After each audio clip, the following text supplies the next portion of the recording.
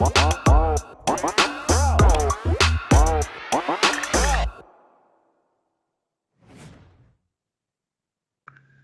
going on, beautiful people? Welcome to another episode of the BMR NBA show. Please make sure to like, share, and subscribe. I've got my boys with me. I got my guy, Jordan Sharp. I got my brother, Jay Money.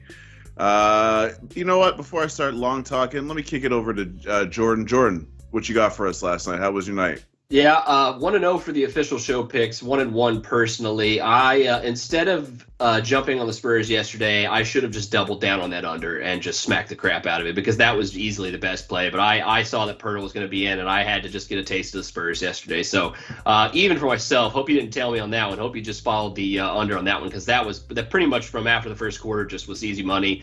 Not a whole lot of scoring, especially when you're the Spurs and you fall down 21-3 at the beginning of that game, you're not winning anything. I don't care who you're playing. I don't care what environment it is, home, road, whatever.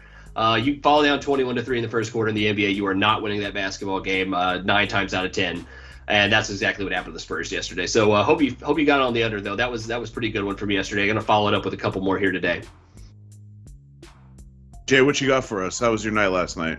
It was actually pretty good, man. I was on the official show plays cash with Grizzlies first half full game. I ended up adding Grizzlies in the first quarter as well. And then I took the Heat as well once Gafford was rest. It was kind of crazy because Gafford was out. He was active, and then they ruled him out. So that was pretty crazy. But the Heat, I said it on the show. I mean, I talked myself into it. They facing the number one seed in the East over there, and they had a little something to say about that. They felt some type of way, went in there and smacked them boys up. So it was a good day yesterday, trying to keep it going today. Yeah, I went one of my official plays. I had the under in the Nuggets game. That went well under. Probably should have hit. I still feel like I was on the right side of the under in the Clippers Grizzlies spot too. Like they needed, if you had the over there, you needed 70 points in that third quarter to barely hit that over. So no sour grapes though. Just another opportunity today to make some money. So whenever y'all are ready, guys, in the studio, let's get rolling. Let's roll today. Love this first game, though. Also, speaking of what we were talking about right before the show, happy Malice in the Palace anniversary to everybody out there. Hope you're celebrating by throwing some hands in the stands tonight. This one's a little strange for me, though. I got to stay off I got to throw off the spread of this one, guys. Like, I can't fade the Hornets in this spot. I want to believe the Pacers can go into Charlotte and win, but from what I've seen on the road this year, it's just been an absolute 100-foot drop for roller coaster rides and then back up swings and then drop it again. It's just impossible to predict which Indiana Pacers team you're going to get on the road here. Interested to see what you guys have to say on this one, because the one thing I keep coming back to, and it's something Jay Money and I were talking about just briefly about one of these other games, is that maybe a game to kind of stay away from the spread and the total and look at the props here. I would love to back one of the Pacers bigs tonight. Like either Sabonis or Turner is going to have a huge game. The Charlotte front court is still just not that good. They're still undersized. This Pacers team, these Pacers bigs always dominate and feast home or road against the Hornets bigs. So that kind of was where I'm leaning towards on this one. But interested to see what you had to say, Jay, and what you're thinking about on this one. Yeah, I want to say, so these two teams faced off the first game of the season. The Hornets were favored by 1.5. It got flipped to Pacers minus 1.5. Pacers were up 20 points in the first half of their win before the Hornets stormed back in the second half, right? That's what it seemed like the Hornets do pretty much every game. They get down in the first quarter, first half, and they come storming back in the second half.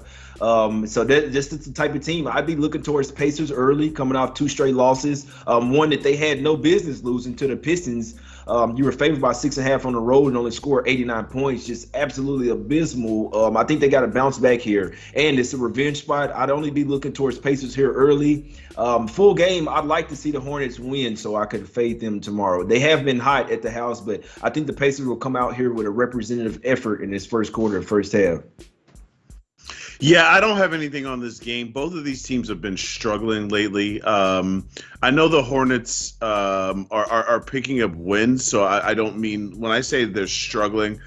When I watch the Hornets play, the difference between this team that's won 4 in a row and the team that had lost 5 games in a row before that, I'm going to tell you what the problem I see. They don't take defense seriously. This is the reason why what Jay Money just said is very applicable. They come out in the games lackadaisical, kind of like they're too cool for school, and then they got to kick it in. They got to kick it into gear and start making these comebacks. I kind of just don't trust them. I actually watched that first game of the season against the Pacers. The Pacers were smacking these guys around for the first like 2.5 quarters of that game, and then just completely fell asleep. So that game just kind of, maybe I'm a little bit biased because I have like shades of that game in my memory. But I guess what I'm trying to say is I just don't see an advantage in this game. You could talk me into either one of these teams. Gun to my head, I'm taking Charlotte because I think this line is a bit short for a Pacers team that, you know, what have they won? 2 of their last like 5 games? Why is this line that short? Not really sure. I would assume it's because of the Pacers' front court advantage, but even then, I'm just reaching. So, me personally, because I don't see an advantage, I'm off this game. But unless you guys have anything else to add, let's move on to the next one. I just wanted to say real quick, Junior, it's crazy. The line was at 3, and now it's down to 1 with all of the money on the Hornets. I think that's pretty fishy, if you ask me. Super fishy. Yeah. Like, what do they know that we don't know? Because there's obviously a piece of information that we're not aware of that's making this line move in that direction. I was hoping that Jordan had a little bit of inside info since he's in that area, but if Jordan ain't got the insights, he's questionable. But I mean, is he moving I'll be one of the first to line up behind the Chris Duarte as one of the favorites, or at least one of the finalists here for Rookie of the Year. But like, is he moving the line 2 points? I don't know. Like, it's got to be something else. It's got to be something on the Hornets side, right? It's got to be like either something that they're playing. As we were talking, are they one of the teams that play tomorrow too? There's like 8 or 9 teams that play tonight that also play tomorrow. Charlotte is one of them. Yeah. So it's right. They play tomorrow in Atlanta. So something's going on with the Hornets injury report that we don't know of yet. I'd keep an eye on that. If that is the only thing I can come up with at all that would move this line down in favor of the Pacers here, other than I'm pretty far behind the front court advantage, but like Junior said, I don't think that's like earth moving or line shattering either.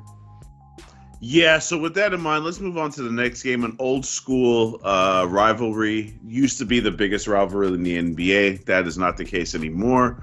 But for nostalgic reasons, these teams obviously don't like each other too much. In terms of actual reality, what's going on in the NBA today, the Lakers got to kind of figure it out. I would still kind of be inclined to take the Lakers early in the first quarter. I just need the line to be a little bit more favorable. The first quarter line is -0.5 to Boston. I need like 1.5 if I'm going to take points with the Lakers here. And again, the reason why I would take points with the Lakers are one of the better first quarter teams in the NBA. Boston, not so much. Boston's actually towards the bottom half of the league when it comes to net rating in the first quarter. But I need more than a half point if I'm gonna take it with the Lakers. So with that said, I don't have a look at this game. Let me throw it to Jay Money this time to get us started. Jay, what you got for this game? Man, this is a tough game right now, right? Obviously, mainly because LeBron's questionable, and even Jaylen Brown got upgraded to questionable. So there's possibility that both of one of the main wing guys for each team comes back. The Celtics are really missing Jaylen Brown, right? So they had a good spurt. They were playing without him, but then it starts to revert back to, all right, we're really missing him. Then Robert Williams III got banged up as well. They're starting center, and that's even a bigger injury for me, in my opinion, this game, because what do the Lakers do? They have the size to tower over you. They have Anthony Davis, which, come on now, Cantor can't guard him. Al Horford can't guard him. Grant Williams, oh boy, don't do that now. But Anthony Davis, Dwight Howard, DeAndre Jordan up against those guys. So yeah, the Celtics have it's Tatum, right? So if you can shut down Tatum with one defender, which Avery Bradley's not a bad defender, you can stop the Celtics right now without Browne and Robert Williams III. So this is an injury report game. With the injury report right now, there's no way in hell I'd put money on this game. I can see it going either way. It's a coin flip. I do think that the Lakers will get back right, though, here pretty soon. Like, I lean Lakers because I think LeBron is coming back. And Celtics come off a little 3-game road trip, first game back at the house. I think that speaks even more volume to your Lakers first quarter as well. They're coming off a national TV loss, a couple of straight losses. I think the Lakers going to try to come out here with at least a fast start. Yeah, the Lakers. Yeah, Jordan, before you go, I don't mean to interrupt you. I just want to kind of piggyback on something that me and Jordan were talking about earlier this week, which is the narrative that the Lakers suck has gone too far the other way. you can actually start finding value in some of these Lakers lines that are available because they're not a bad team. They're just a team that's trying to figure out who they are and trying to mesh. But they're not a bad team. They just don't mesh right now. Sorry, Jordan. Go ahead. No, you're good. That's exactly right. I'll say this. I'll start with the injury report.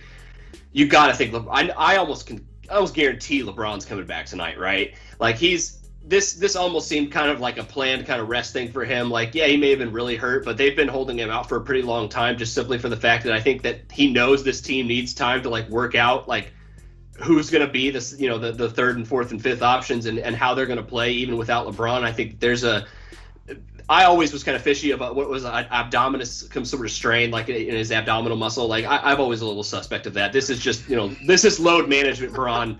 This is the game they've circled for him to come back. He was upgraded to questionable, I think, 2 days ago. I think he's probably going to come back tonight. And if that happens, I think Jaylen Browne probably plays as well. But Jay, you stole the words right out of my mouth, man. The Time Lord is who we need to know about tonight because that dude, not only on defense but on offense, is going to be important for this team too, and making the Lakers' bigs work as well as trying to guard all of them, as well as Anthony Davis as well. So trying to get Anthony Davis in foul trouble also may be a part of the plan tonight if Robert Williams can play. If not, Boston's going to be severely undersized like they have been without him, and that's going to be trouble against this Lakers team. You're right, Jay. This is already a short spread. Like it's already tough to pick short spreads with teams fully healthy because they're short for a reason. Like I mean, it's not you can't really get a discernible advantage either way on this one. Multiply that with 2 stars and one really, really, really good player being questionable tonight in this one. Yeah, I'm staying far away from this one right now. Was kind of leaning towards the under subsequently enough, but then the totals kind of ticked up. Because I think the books and potentially sharps out there are suspecting that, yeah, we're going to get Browne and or LeBron back tonight. So it's going to go up a little bit. But once we get that information, one way or the other, I'm kind of hoping they play tonight and as well as Will, because I think the under could have some value once that line settles up to where it's supposed to be when all the stars are ruled in or out. So I'm kind of going to keep my eye on that. But right now, yeah, I can't touch the spread as is. Damn good points. Jay, what you got? Yeah, nothing else for me on this game, man. I lean Lakers. I lean Lakers early. I do think LeBron's coming back. The major injury here is the one that no one knows about. Well, not no one knows about, but it's not Jaylen Browne and LeBron. It's Robert Williams III. So if he's out, I'll definitely be hopping on the Lakers in some way, shape, form, or fashion. So when I say what you got, I just wanted to confirm neither one of us three have a play on this game, right? Correct. Not right now. Okay, good. No way. Yeah. That said, let's move on to this next one. Clippers and Pelicanos. This is a game that I'm probably going to get involved in, to be honest with you. I'm probably going to take the Pelicanos team total under. I had it up before, and I've literally been trying to find it since we started the show, and I can't find it. Jordan, if you see that number, let me know where you see it at or what you see it at. But last night, I think that the Clippers kind of just let that game get away from them a little bit. I think that this game actually goes under, which is a really, really heavy lean that I have too. The Clippers in a back-to-back situation. Clippers short-handed. They got Batum out. They got the Morris twin out. Serge Ibaka in the G League right now. It's still to come back. And when you're playing in a back-to-back situation, when you're short-handed, it's not an ideal situation. Now, the ideal opponent would be the Pelicanos, though, for a few reasons. But that's why my lean is the under here. The Pelicanos' offense is horrendous. It's really, really not good. They also don't play like they used to. They're in the bottom 10 of the league in terms of pace. So I think the Clippers' frustration from letting one slip last night, plus their ability to defend. They got a couple different guys that they can put on Ingram. I don't see the Pelicanos scoring over 105 points in this game. I think their team total is like 104.5, if I'm not mistaken. And I think this game goes under. Jordan, what you got? I got the Pelicans team total. I'm looking at 106, and I completely agree with you. I already got the under in this one. Official play for the day. I grabbed it as early as I could. I saw it at 216.5, right as it was starting to move down to 216 even. I fired away. I couldn't miss that on this one because you're exactly right. Not only you got Clippers coming off of a bad loss on a back-to-back, you got New Orleans who by all accounts, it doesn't matter who the Clippers are going to score tonight. Like you said, they may not get to 100 just with the way this game's played. And the fact is that, and I preach this every time I talk about the Pelicans. Every time I've hit a total on the Pelicans on the under, they do not play the same as we're used to playing, and they have been one of the slower paced teams in the entire league this year. And the Clippers are going to have absolutely, they're going to try to play fast. Like I don't disagree, but I think that coming off of a game, that actually helps them a little bit if they do play down a little slower, because I think they could beat New Orleans regardless of what style they play tonight. And if the motivation is there and the effort is there on defense, like Junior and I talk about all the time, that's basically 80% of what defense is for the Clippers. They're gonna have no problem holding these Pellies to under 100 points here in this one. So yeah, I mean it's gone way down since I grabbed it. All full 3 points is what I'm seeing it now. Maybe some 214 and a half still out there. But now you're kind of approaching that point where it's moved so much that I have a hard time recommending it, because the number I got is so much better. And it was just like an hour and a half ago. It was not very long ago that this line was up towards 217, 216. So I got the under official for this one. I'll go with 214 for the show official. But yeah, it was like just a couple hours ago, I typed this in for the show. We gave the graphics guys our picks, and it was 216 and a half. So that just shows you how quick this one's moved. Jay, what you got for us, brother? Man, I wish y'all would have let me know before we put this game on, man. I cannot stand these Pelicans. I made a vow to myself I'd never talk about the Pelicans again. As an NBA capper, I can't have a favorite team. I can't have a team that I hate. I am not connecting with this Pelican squad. I'll be honest with you. I don't know what to say about these guys. They're better than this. They're not connecting with the coach. They're not going out there playing hard. That's why it bothers me so much. I know that this team is better than this. I know they were missing Ingram. I know they're still missing Zion. They seem a little bit better without Ingram. They'll keep getting leads, and then they'll just piss them away. They're just not that squad. I'm not betting the Clippers tonight. It seems super easy to take the Clippers. It's one of these games the Pelicans will cover at the house. We saw them do it versus the Grizzlies as well. They're only 1-5 at the house, but 1-6 straight up at the house, but 4-3 against the spread. But the Pelicans do play a lot better at the house. Oh boy, there's no way in hell I'm betting this game, guy. I know the Clippers they're in theory, the Clippers, this is a fatigue spot for them, back-to-back on the road. They're already running a short rotation as well. So I'm steering clear of the Clippers tonight. I like to say with everything I'm saying, fade the Pelicans, but I know that they have a good squad. I like Valanciunas over there. Devontae Graham could get hot at any time. Like, Valanciunas is low-key balling over there for the Pelicans. If they didn't have him, they wouldn't have won a single game. I don't know why the Grizzlies let him go. Sorry, I'm saying too much. Absolutely nothing for me on this game. I'd like to say that I'd lean the Pelicans, but those words will never come out of my mouth probably for the rest of this season, guys. So I like your looks with the under there. The Clippers should come in here and play really good defense. Pelicans go through scoring droughts. The under should cash, my guys. Yeah, listen, everything that Jay Money just said is how I feel about this Pelicanos team. I'm going to take it a step further. The guys on their team seem to me like they're playing a selfish brand of basketball. I'm not saying that they're doing that on purpose. I think there's, like Jay said, they're still trying to get kind of acclimated with the coach and try to figure out what his philosophy. And let's just be realistic. Willie Green is a brand new coach, and he's trying to figure out what works and what doesn't work. So it's really a combination of their coaches trying to figure out his way as in a new role.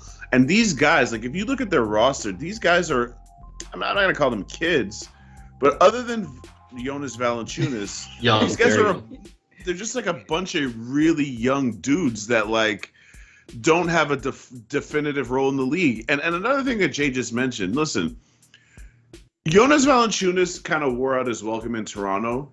And then once, they got DeRozan, the team was built around DeRozan and all that. But he's showing you this season that if you just feed him, he's averaging 19 and 13, and he's doing it on a really high percentage. He's unlike most big men in the league. He's not out there jacking up threes, and when he does, he's making over 50% of them. So with him and Ingram, the building blocks are there. If Devontae Graham could kind of figure out what he is as a professional player, they got a couple pieces, but it's like Jay said, it's the effort. I don't like the effort. And in terms of this game, the reason why I like the under here, the one thing that the Pelicans do well on offense is get to the line. They're aggressive going to the basket. They don't finish well around the rim, but they get fouled a lot. They make the eighth most free throws in the league. They take the ninth most. The problem with that is that the Clippers defend without fouling. The Clippers give up the fewest amount of free throws per game in the NBA. So the one thing that New Orleans can count on in terms of getting points, the Clippers don't allow that. So I just think that the Clippers' fatigue plus their short roster combined with New Orleans' terrible offense, I think the under is. I'm talking myself into it. I was going to make it an official play. I just, like I always say, if I don't got money on it, I ain't telling y'all to put money on it. So that's the only reason it's not an official play for me right now. I think we've spent way too much time on this game anyway. Real quick, Junior. I just want to say some facts real quick. I don't know if the Clippers like going to New Orleans or something, or like they go eat a bunch of food or something. But there are 6-20 against the spread last 26 meetings in New Orleans. They lost both meetings last year as well. Laid points. They laid 6. They laid 2. Lost both of them by 17 and 20 points. This New Orleans team, after they get Zion back and back, ramped up conditioning wise, like they may actually be a pretty good bet on team in the second half of the year. But your guys are right. Like it's going to take that and then some, because they got the players. It's just kind of like they just haven't really put it all together yet on the court. And that probably does have a lot to do with the rookie head coach and a lot of young players, like juniors and seniors in college, essentially in age for half this roster. Exactly. Yeah, my son Zion is closer to being a left tackle than he is an NBA player. That's why I said 2022, my guy. Just wait. Wait for a while. We got a little while. My guy's Zion gonna be playing for the Saints. He gonna pull a Deion Sanders NFL version, NBA version. He gonna be playing power forward and left tackle. Anyways. Enough about Fat Boy Zion. Let's get to this next game. Bulls headed to Denver to take on these Nuggets who, they did what I said they were going to do yesterday and defend. I thought they would actually come out on top yesterday, but I don't care. I had the under, so that's all that I'm concerned about. In this game, though, I got an official play. I got the Bulls plus 3.5. I doubt that line is still even available. And I have the Bulls plus 3.5 for several different reasons. They're gamers. I don't buy the hype. I'm not on the Bulls bandwagon. Jordan, you already know this is probably only the third maybe Bulls spot that I've had the whole season. They defend. And as long as they're defending, I'm going to buy into what they're doing. Because the one thing I like about the Bulls is that I said this before, but it's worth repeating. A lot of people in the media accuse Zach LaVine of being a selfish player and saying like he's not a winner. I don't really know what that's based on because he's always played on mediocre teams. Like even when he played on Minnesota, he was clearly the third option. It was Cat 1, Wiggins 2, young Zach 3. Then Jimmy Butler comes onto the squad, and now he's all the way down to like 4th in the pecking order. He comes to a Bulls team, major market, big city, spotlight, teammates are trash, and he's balling out. How does that make him a selfish player? We don't even need to get into that narrative. The reason why I've started to buy into the Bulls this year is that up until like the last couple of games, DeMar DeRozan was taking more shots per game than Zach LaVine, and Zach LaVine looked perfectly fine with it. Once I seen that Zach LaVine was like, you know what? I'm willing to share. I'm willing to have a co-star. I don't need to be the star. I got a co-star. I'm going to fall back and let this guy take as many shots as me, and then everybody else will fall in line. Once I seen that Zach bought into the whole DeRozan Vooch thing, I started buying into the Bulls. You add to that their defense. I don't love that Caruso might not play, and I can't believe I'm saying that like Caruso's a major piece, but the reality is there's two players on this team playing lockdown defense. Lonzo Ball, who we always knew could do that, and Caruso. When you have a backcourt that locks it down, so meaning you take out Lonzo, you still got to deal with Caruso. You take out Caruso, you still got to deal with Lonzo. I like that. I like teams that have a point guard that can set the tone.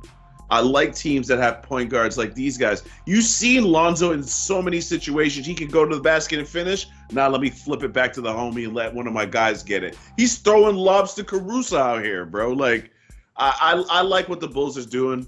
Denver's played a lot of basketball lately with a shortened roster, which is something we mentioned with the Clippers. I think the Bulls can keep this within one possession. I also think that they're a live dog, honestly, in this situation. So with all that said, I got Bulls plus 3.5. Throw it to Jay this time. Jay, what you got?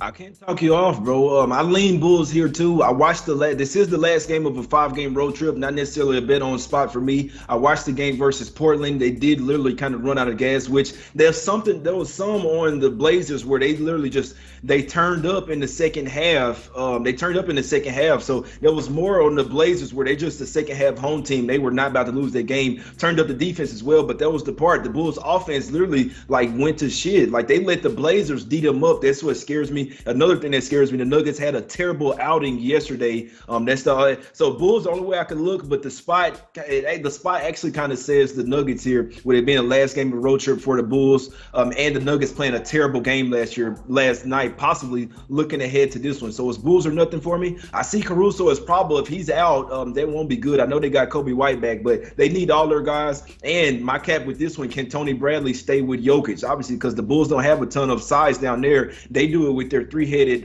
monster with the guards. So it's their guards up against the Nuggets guards, but Gordon and Jokic could actually eat tonight versus the Bulls front court, if you ask me. So I like the Bulls, but it's not something I bet. I'm gonna look for a live betting spot in this one. Yeah, no, I like what all you guys are saying. This is kind of what I thought initially looking at this line too. It's tough to bet the Bulls, but they do seem like they have a little bit of value here at 3.5. If you can get that half point number, it's gone down to 3 in some instances here. I think that this is the play I wrote for BMR. Since interest of time, I won't go over it too much, but I just want to touch on two things real quick. One, I said this before on other iterations of the show. Zach LaVine, when Vucevic came in, Zach LaVine was still that number one option, and the Bulls weren't going to be a contender with that kind of lineup. But then they went out and got DeMar DeRozan and Lonzo Ball and have taken the pressure off LaVine to be that number one option every single night. Like, it's not like he doesn't do it, and it's not like he can't do it, but DeMar DeRozan taking more shots than him, I think by design, works out better for this team because DeRozan gets to the free throw line more and takes the pressure off of LaVine. Therefore, they have to single coverage him, and he could just either take you off the dribble or, line up one from beyond the arc, as well as Lonzo Ball, who has been proven to be one of the most improved three-point shooters from where he came in the league I've ever seen. You combine that with Junior said, but everything they do on defense, I got the under here in this one. The Nuggets are going to play at a snail's pace tonight coming off of a back-to-back. I don't think the Bulls are going to have any problem doing that either. This is one of the things I also look at here. Is first half totals compared to full game. When you get the first half total of like 101.5, 102 in this one with a total of 210, yeah, you're going to see a very, very slow pace, I think, early and often. The Nuggets are going to have no problem running long stints of the shot clock with Jokic, trying to work this Bulls defense, like Jay said, playing the last game of a long road trip. But at the same time, I don't think they're going to have enough on offense to score over 100, 105 points in this one especially. So I think the under here, I think this first half falls under 100 points. I think the full game falls under 200. Give me the under 209.5 or 210, whichever one you can get it at. Yeah, so I got the Bulls plus 3.5 official. Honestly, I would take them at plus 3. I'd be comfortable with that. Anything under that, I'd probably look Nuggets. And in terms of the total, the under 209.5 is definitely worth a look. So with that in mind, let's get to the last game before we wrap things up. I don't have a play on this one, do you? No, I was going to throw it to you first because I don't have a play on this one. And the reason I don't have a play on this one is that the Suns are in this weird spot where they started off the season 1-3. Then they've won 10 in a row. But I don't want to get too carried away with their 10 wins because they've beaten the Pelicans, the Kings, the Grizzlies, the Rockets, there's a lot of really bad teams in this winning streak. So I'm not really sure what to make of it. On top of that, you're asking them to beat the Mavericks in back-to-back spots, which is always tough. This is a crucial time for the Suns because they go on this 4-game road trip where they could conceivably win all of these games, and then they could be looking like the Suns from last year. All of that said, I just don't like the spot for them. And it's not enough for me to take the points with Dallas. Jordan, what you got? Well, you said you got nothing, but do you want to say something about this game? Real quick. The reason Jay and I were actually talking this before the show. Like, without Luka, I do think the Mavs may be slightly undervalued here. Like, with Luka, what would they be? 4.5, maybe 5.5 point underdogs here. Like, the lines moved a lot, and Luka is probably worth every single one of those points. But Jalen Brunson has been absolutely balling this year, and him coming into the starting lineup is actually, and I know it's crazy to say, like, they don't lose as much, I think, as a lot of people are giving the credit for. Plus, Jalen Brunson is miles better defensively than Luka is. So you're talking about just net rating in itself from on and off the court. It's not a terrible loss for them, and it takes a lot away from their bench. But I mean, between Brunson, Hardaway, and Kristaps, you got a lot of scoring here that the Suns are going to have to account for and have some problems potentially guarding as well. I said the other day I was I think the first night Luka started in this game, or Brunson, started and Luka sat. I said, like, Brunson to score a triple double may be a pretty good play. And what he almost said was 1 rebound, 1 assist away from it. So don't discount the Mavs too much here. And 8.5, I just said it's steamed up too. I'm like, how many points are we gonna get? I'm gonna watch this one. So I love that it's a late game because I could just sit there and hopefully it ticks up and up and up because I may take these points, man. I don't have a player yet. Like I said, it's a little fishy. I don't like going against the steam. I say that a lot. But, man, these Mavs are starting to look like they might have just a sliver of value here tonight. I know this, like you said, the Suns have been playing well, but they haven't beaten a whole lot of people right now. Yeah, tough game for me, guys. Not something I have a bet on. I'd like to say I lean the Mavs. Usually when you get that little home and home, the same situation, the same game, same two teams in the same situation, it's been hitting over 65% the last 2 years if you take the loser of the first game. So my problem is, though, the Mavs should have won that game. I was rooting for the Mavs to win because I said that the Suns probably come out here and smack them the second game after we're seeing how they played without Luka. You know what I'm saying? They know how to – they got tape on seeing what they want to do now with Brunson and KP, so they know how they're coming. In the first game, you're catching them by surprise. That was a game that the Mavs need to win. I'm staying off this one. I still think that there's too many points, and the Mavs could cover this game, lose by maybe 5 or 6. They have the guys to keep it close, but I am worried about the Suns not having this bad of a start in this game and possibly running away with it. So I'm laying all the way off this game. I will be watching it. I can see scenarios where Mavs cover, but also can see scenarios where Suns cover, my guys. Yeah, listen, before we wrap it up, I just wanted to mention, we actually, when me and Jordan did this game the other day, I was like, I'm off this game because if I'm the Suns, once I see Luka out, just as human beings, you're naturally going to be like, oh, okay, yeah, we can beat these guys without. Mm-hmm. And then they went into the fourth quarter down 5 points. They had to score 37 points in that fourth quarter to win that game. So Jay's 100% right. The Mavs should have won that first game. And I honestly, as much as Phoenix probably wants to come out with a better effort in this game, I can see the same thing happening. They'll do just enough to win, but not enough to cover. So with that in mind, let's wrap this up, go over our officials, and get y'all out of here. Who we going first, big guy? You want me to go first? I'll go first. I will. All right, here, I'll run it real quick. Under 220, under 216.5 in the Pelicans and the Clippers tonight, under 210 in Chicago and Denver. I think those have ticked down just a little bit, but you still find that Chicago-Denver line pretty close to where I got it. What you got, Jay? Yeah, I'm gonna go official with Bucks first half. I want to say first quarter as well. I do like both of them. I think I'm gonna hop on Bucks trifecta. That is something I missed. I didn't think that they played tomorrow. I knew that the Thunder do. I missed it that they played the Magic tomorrow, but I still like the Bucks in the trifecta. I'm gonna go official with Bucks in the first half -8 to crush these boys to dust early. Give me Bucks tonight. 3 picks for me. Bulls plus 3.5. Game we didn't cover. I got Warriors Pistons under 207.5. I think Steph rests. I think the Warriors defense puts the clamps on probably the worst offense in the NBA in the Pistons. The Pistons have played 14 games this season and have only scored over 100 points in 6 out of 14 games, which is less than half for those of you that are mathematically challenged. So I think the Warriors put the clamps on them. And my last play is a type of play I don't usually make, but I got James Harden as the leading scorer tonight against Orlando plus 325. People have been making a lot of noise about he's not getting calls. Well, first of all, he's only shooting 1 less free throw per game than he has in the last 3 years. Secondly, if you've been paying attention to the Brooklyn games like I do, he shot over 10 free throws in the last 2 games. He's been way, way more aggressive. And now he's going up against Jalen Suggs and Cole Anthony. And Durant's out too. I'm doing it like he just got ruled out. Yeah, KD just got ruled out. Yeah, you got a banger there, Junior. If you lock that in, man, that's plus EV to the moon, my guy.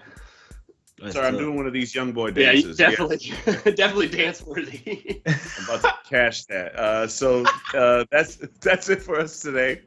Thank you for joining the show. Make sure you check out the BMR website for all our articles, picks, like, share, subscribe. We'll see you all Monday. We appreciate you. Leche y los bookmakers.